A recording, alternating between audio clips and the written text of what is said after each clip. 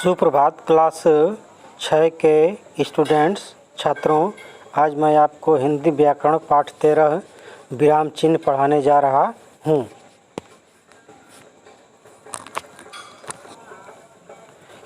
बच्चों, तुम्हें पता है कि किसी बात को कहते समय रुकने या विराम लेने से व्यक्ति के सही मनोभावों का पता चलता है, क्योंकि इन्हीं विराम चिन्हों द्वारा ही अगले वाक्य की रूपरेखा तैयार होती है और उस वाक्य का सही अर्थ समझ में आता है।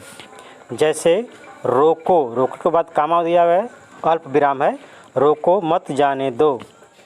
यहाँ पर किसी को जाने से रोक रहा है।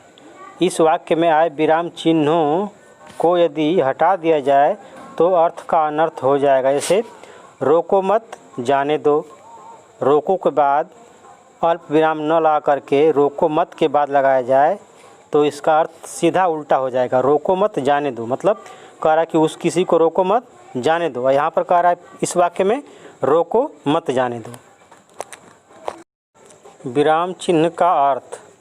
विराम का शाब्दिक अर्थ होता है रुकना या ठहरना। चिन्ह का शाब्दिक अर्थ है निशान। इस प्रकार विराम चिन्ह का अर्थ हुआ अपनी बात को पूर्ण करने हेतु कहाँ और कितने समय के लिए रुकना है, यह व्यक्त करने के लिए कुछ चिन्हों का प्रयोग किया जाता है। यही चिन्ह विराम चिन्ह कहलाते हैं। परिभाषा: वाक्य के जिन संकेतों या चिन्हों द्वारा थोड़ा रुककर पढ़ने के स्थलों का पता चलता है उन्हें विराम चिन्ह कहते हैं। जैसे उसने कहा, मैं आऊँगा। फिर दूसरी परिभाषा: हिंदी भाषा को लिखते एवं बोलते समय विश्राम रुकने की प्रक्रिया को स्पष्ट करने के लिए जिन चिन्हों का प्रयोग किया जाता है वे विराम चिन्ह कहलाते हैं। विश्लेषण: बच्चों, वाक्य को पूरा करने के लिए कभी हमें अधिक देर के लिए तो कभी अल्प समय के लिए रुकना पड़ता है। उन विरामों के लिए जिन चिन्हों का प्रयोग किया जाता है उसे विराम चिन्ह कहते हैं। हिंदी भाषा में प्रयुक्त होने वाले प्रमुख विराम चिन्ह। हिंदी भाषा में वाक्य प्रयोगों में विराम चिन्हों का महत्वपूर्ण स्थान है। कालांतर में हिंदी भाषा के अंतर्गत निम्नलिखित विराम चिन्हों का प्रयोग किया जाता है। पहला है अल्प विराम। अल्प विराम का ये चिन्ह है। अर्धविराम, अर्धविराम का ये चिन्ह है। पूर्ण विराम, पूर्ण विराम का ये चिन्ह है। प्रश्नवाचक, प्रश्नवाचक का ये चिन्ह है। विस्मयादि बोधक चिन्ह, ये इसका चिन्ह है। निर्देशक चिन्ह, इसका ये चिन्ह है। योजक चिन्ह, ये है। कोष्टक चिन्ह, ये है। उद्धरण या अवतरण चिन्ह, इसको बोलते हैं। लाघव चिन्ह, ये है। त्रुटिबोधक चिन्ह, ये है। विवरण चिन्ह, ये है। उपविराम या अपूर्ण विराम चिन्ह, ये है। समाप्ति सूचक चिन्ह, ये है। अल्प विराम। अल्प का शाब्दिक अर्थ है कम, अतः बोलते या लिखते समय सबसे कम समय के लिए रुकने के लिए अल्प विराम का प्रयोग किया जाता है। जैसे मैं, मेरे पिता और मेरी माता कल घूमने जाएंगे। अर्धविराम।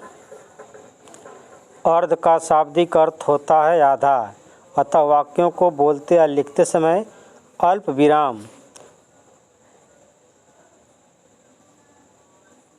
विराम की अपेक्षा कुछ अधिक देर तक रुकने को अर्धविराम कहते हैं। जैसे तुम जैसी करनी करोगे वैसा ही भरोगे। पूर्ण विराम। पूर्ण का शाब्दिक अर्थ होता है पूरा, अतः जब वाक्य पूरा हो जाता है तब इस चिन्ह का प्रयोग किया जाता है। जैसे राम, सीता और लक्ष्मण 14 वर्षों के लिए वन को चले गए। प्रश्नवाचक चिन्ह।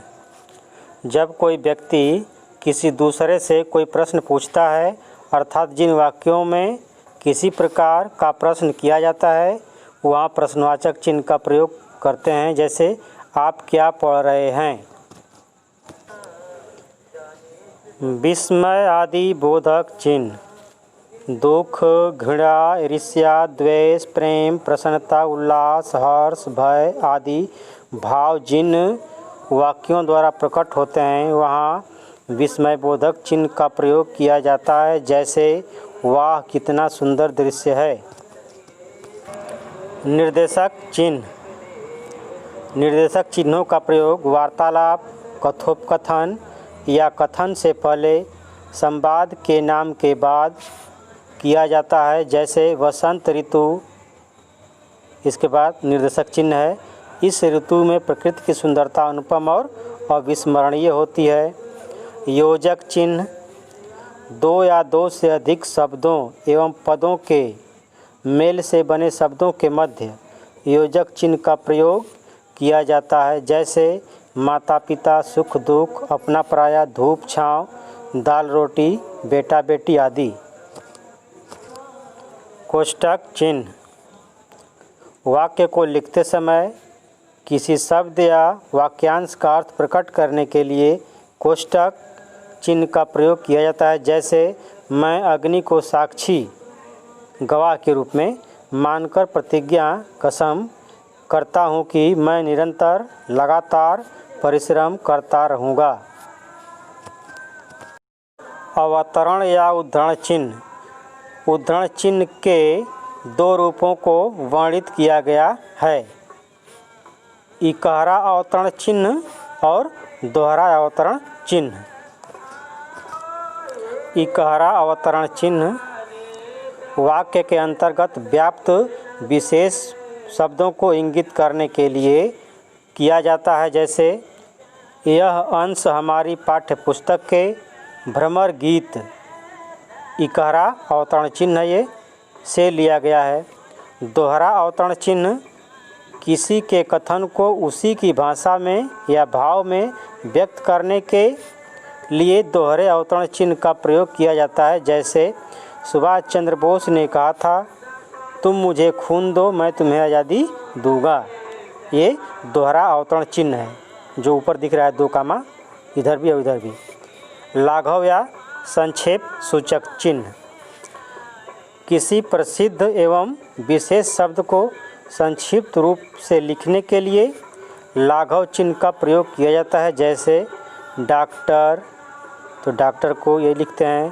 प्रोफेसर तो इस तरह लिखते हैं। प्रश्न इस तरह लिखते हैं शॉर्ट में, संक्षेप में।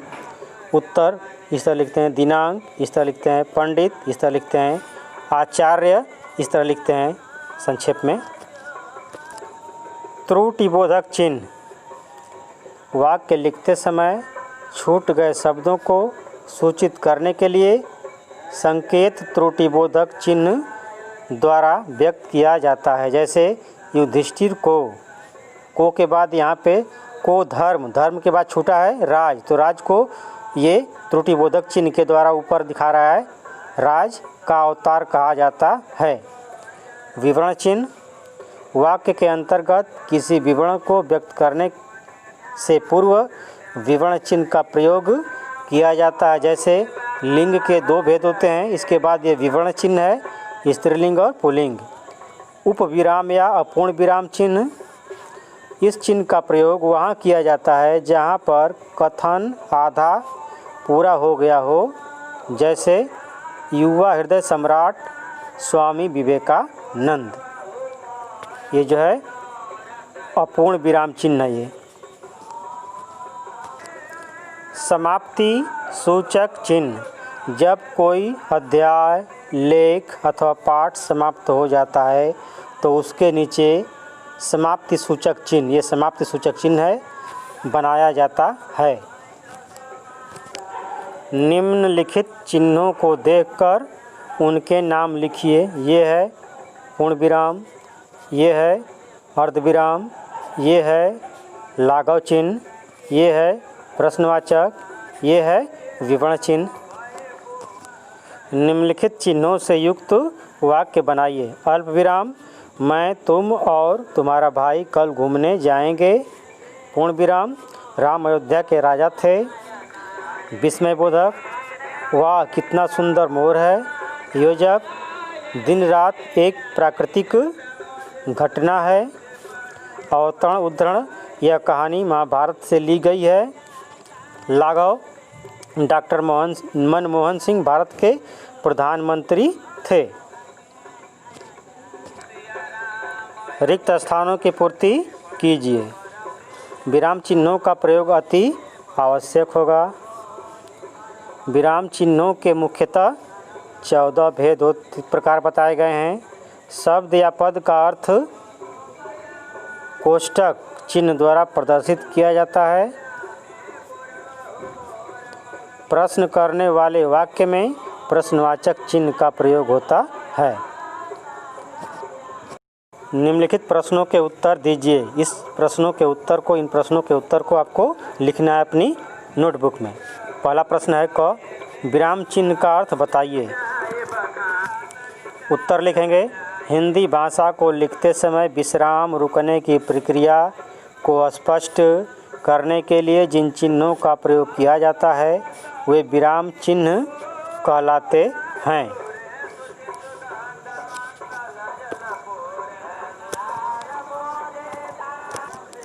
अगला प्रश्न है, विराम चिन्हों का प्रयोग क्यों किया जाता है। उत्तर लिखेंगे, विराम चिन्हों का प्रयोग व्यक्ति के मनोभावों को प्रकट करने के लिए तथा वाक्य का सही अर्थ स्पष्ट करने के लिए किया जाता है।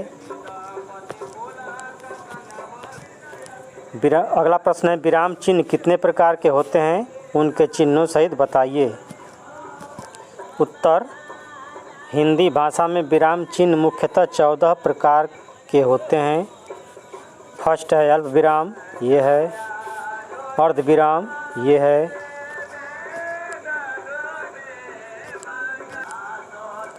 पूर्ण विराम, ये है। प्रश्नवाचक चिन्ह, ये है। विस्मयादि बोधक चिन्ह, ये है। निर्देशक चिन्ह, ये है। योजक चिन्ह, ये है। कोष्ठक चिन्ह, ये है। उद्धरण या अवतरण चिन्ह, ये है। लाघव चिन्ह, ये है। त्रुटि बोधक चिन्ह, ये है।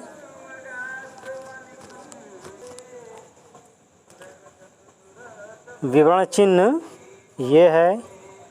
उपविराम या अपूर्ण विराम चिन्ह, ये है। समाप्ति सूचक चिन्ह, ये है। अल्प विराम और अर्ध विराम में क्या अंतर है।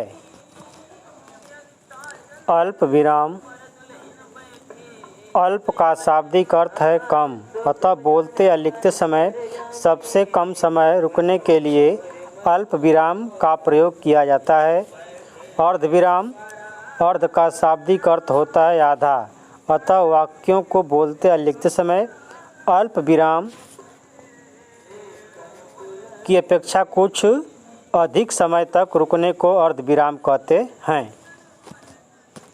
अगला प्रश्न है, विवरण चिन्ह किसे कहते हैं।